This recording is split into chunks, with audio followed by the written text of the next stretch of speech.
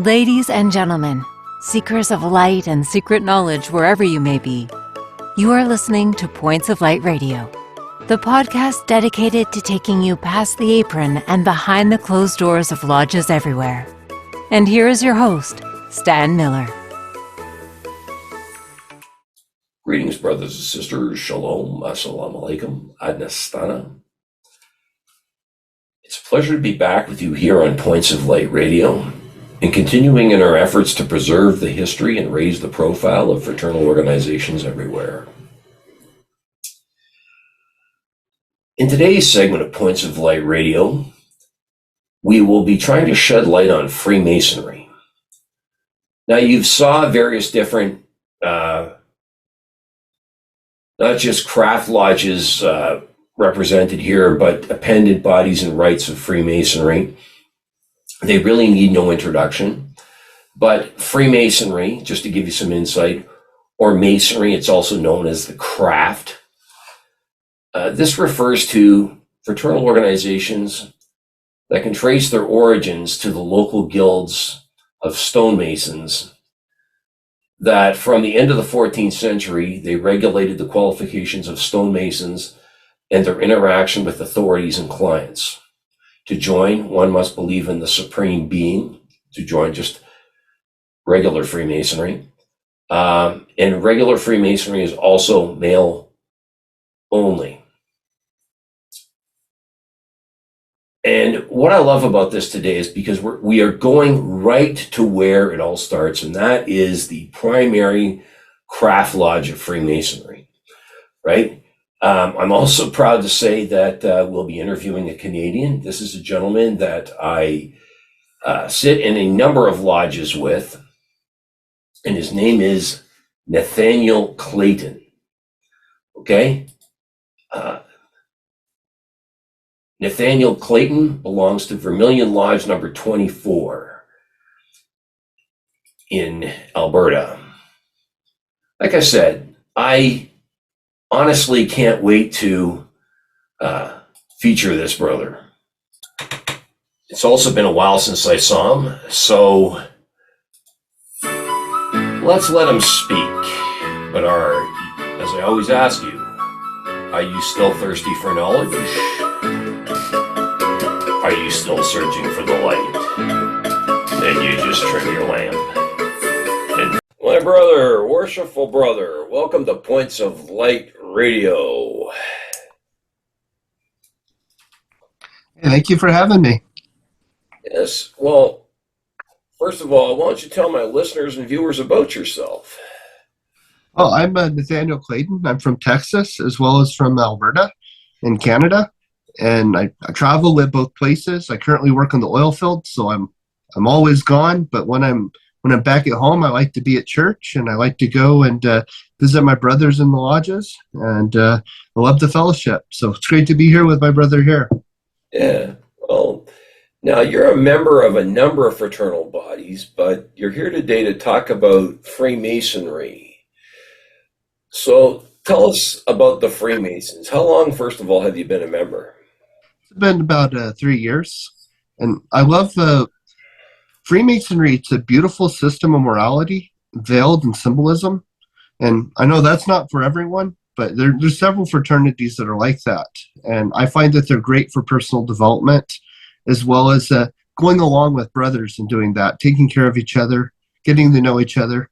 So I know it sounds like typical, well, this is fraternal, but actually something with Freemasonry is it's very historic too. And I love learning about histories. Well, it doesn't matter which one you belong to, really. I think you'll agree with me. Each one of them has a real special quality to it. It's true. It's very true. Now, you're a member of, as I understand it, Vermillion Lodge number 24. That's correct. Tell us about Vermillion Lodge number 24. First of all, how many members does it have? I'm not sure quite on the membership. I do know that before I actually applied to a lodge in Kitskadi, and that lodge joined with Vermillion Lodge. And so Vermillion is pretty close to Kitskadi. It's actually Vermillion County it's a whole county, and Kitskadi's in Vermillion County. So I was happily to oblige. I'm trying to find out. I think I have had some people actually in my ancestors who were a part of this lodge. So I'm trying to find out, is it specifically Kiscotty? Is it specifically Vermillion? So it's one of those things I've been investigating myself. So it's an amalgamation of lodges. Now, Yes. when it comes to members, like, what's your membership look like? Old, young, It's farmers, a city myth. boy? Yeah, it's a mix. There's a lot of farmers, and there's few people in the city. There's someone who used to be a police officer back in the old country. So it's a good mix. You know, a lot of different personalities, a lot of different ideologies, and it's a great place. We all get to come together and act as brothers. We have fellowship, eating food together, festive boards. That's my favorite part of many things. Okay. What exactly is that? So a festive board is basically before or after a meeting. You'll have different people bring kind of like a potluck, or sometimes they'll prepare food or something of that sort. And so different groups do it differently, and different lodges do it differently. And something I enjoy. Don't look like you enjoy too much, because people might suspect that you're there just for the festive board. But it's good fun. It's good fellowship. So it can take anything from a potluck to a pizza night. Is that what you're saying? It could, yeah. Okay, yeah, that's interesting. I never heard about that one. Right, and is the lodge active in the community as well? It is fairly active in the community. Good. I've been on the oil field this last year, so I've missed a good chunk of what's happened. But every time I've come back, they've had something going on. They've been doing something in the community, or they've been reaching out or helping people. They've been doing bursaries. They don't really talk a lot about what they do. And the irony is, you hear about secrecy in the Masons. They do a lot of good stuff, and they keep it secret. Well, our good works always begin in house. I know that some lodges I've seen do, like, I've seen lodges that take part in, for instance, there was one that took part back in Ontario, I think it took part in the annual corn fest of the town it was in. They would have a stand there giving out free corn or things like that, or selling corn to raise money. So it was actually quite interesting. That's cool.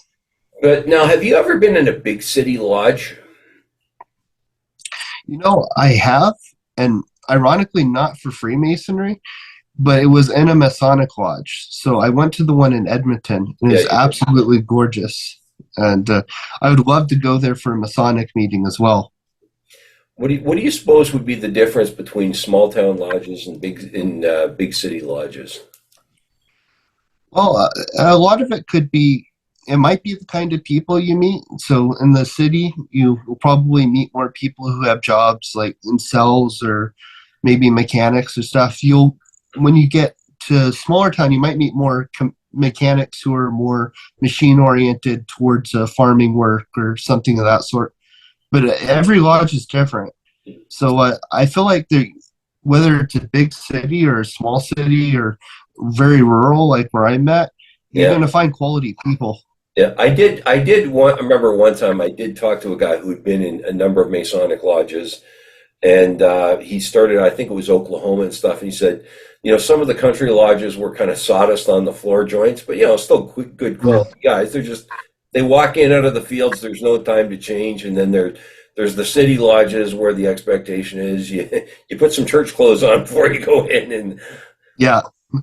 Yeah. But what's the dress code in yours like? Well, a lot of people do wear suits, and that's generally, I've never been told you have to wear a suit. Yeah. It's just been kind of a general, everyone shows up wearing the suit, looking good. Mm-hmm. And there's been a few times people showing up in their farm clothes, and it's because they were farming. You can't condemn them for that. Yeah, and it's a brotherhood, so it's very accepting and very loving. I've been told one of the important parts of being a Mason is you need to take care of your family, and you need to take care of your business and your work. So you hear rumors in the conspiracy realm about, well, it's all about the lodge and everything. Actually, they want you to take care of your life, your family, your church. They want you to have those things together first, and then you come to the lodge. You did plan on, you were talking about joining some other appendant bodies of Freemasonry. What were the ones you were interested in? Well, I did join the Martinasons, which was a beautiful ceremony. Okay. I don't want to say too much about it because just as the rituals as within Freemasonry are, they're kind of a surprise and have deep Of course, meaning, yeah. personal meaning. I don't want to rob somebody of that in the Martinasons. But There I is do want to have something. you back to talk about them. Oh yeah, oh Please. yeah. We'll definitely back talk about them. Yeah.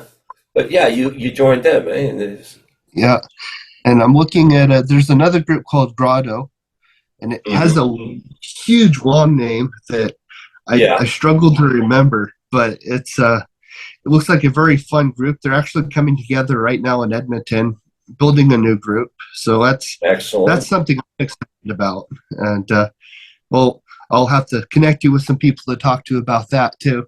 Definitely, Uh, definitely. But what drew you to Freemasonry?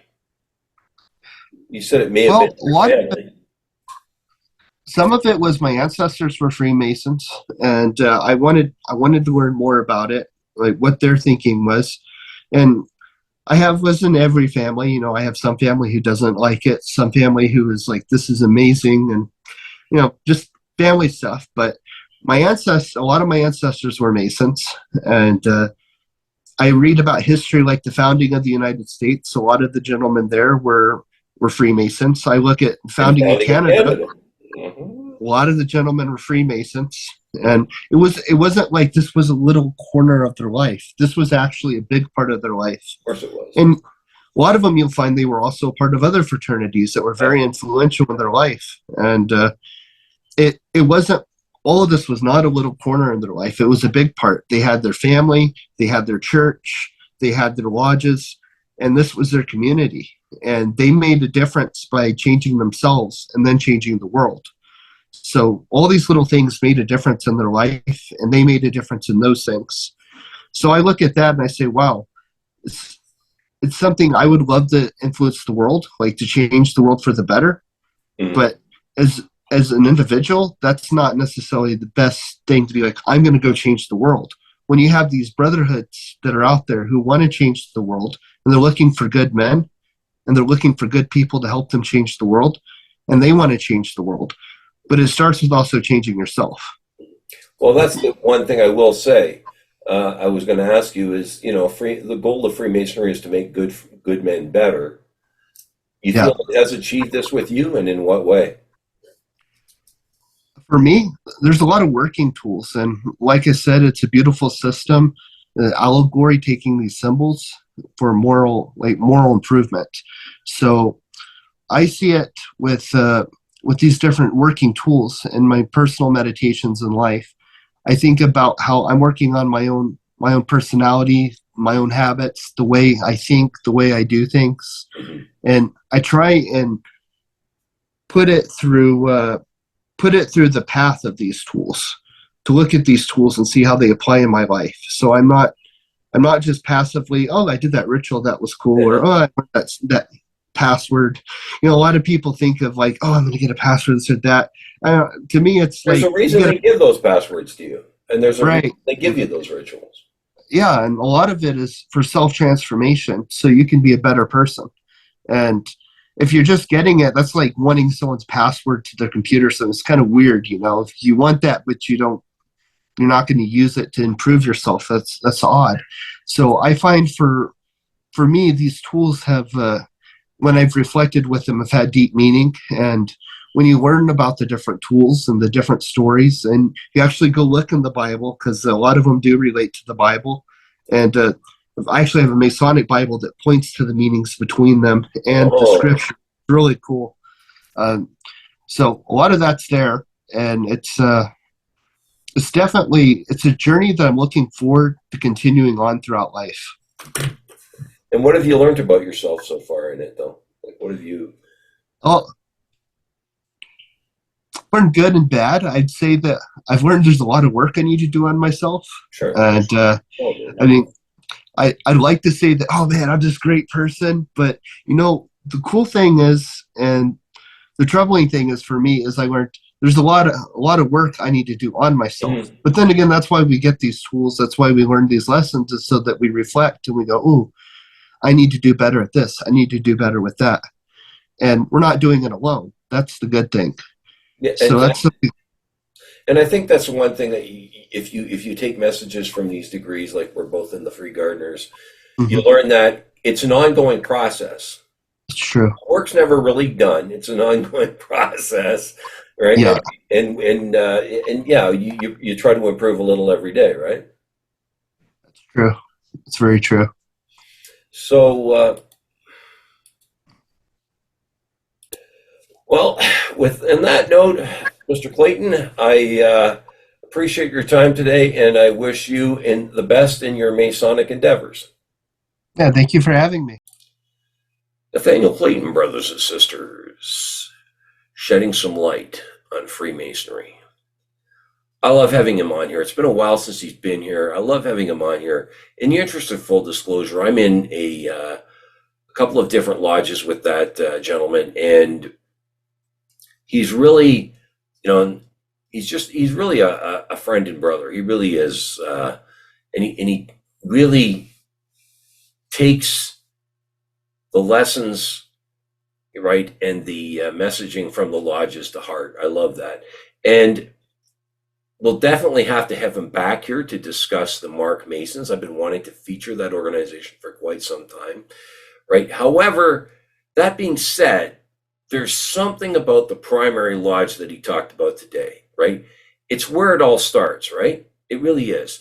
That's your initial point of contact, especially with these more esoteric degrees with their with appended bodies and rights, right? There's something about it that it really shapes your attitude towards the organization.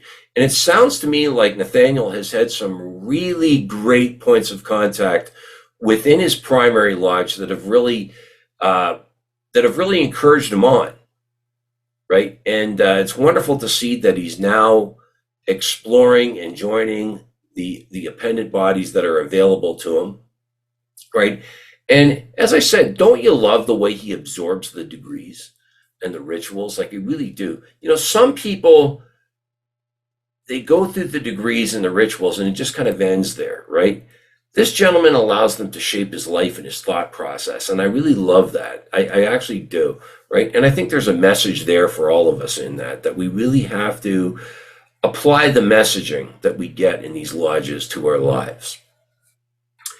I think that's a great place to end it. So, but before I go, I want to remind you that this podcast is available on both YouTube and Spreaker. Please share, like, and subscribe when viewing Points of Light Radio on YouTube. I also welcome your comments and input. You can follow Points of Light Radio on my Facebook page at facebook.com/Points of Light Radio. My Twitter handle is at PO Light Radio. You can see the link to my Spotify channel as well as my Points of Light Radio store. Brothers and sisters, it's been a pleasure fellowshipping with you and my guest today and shedding some light on this organization. Until we meet again, just step into the light.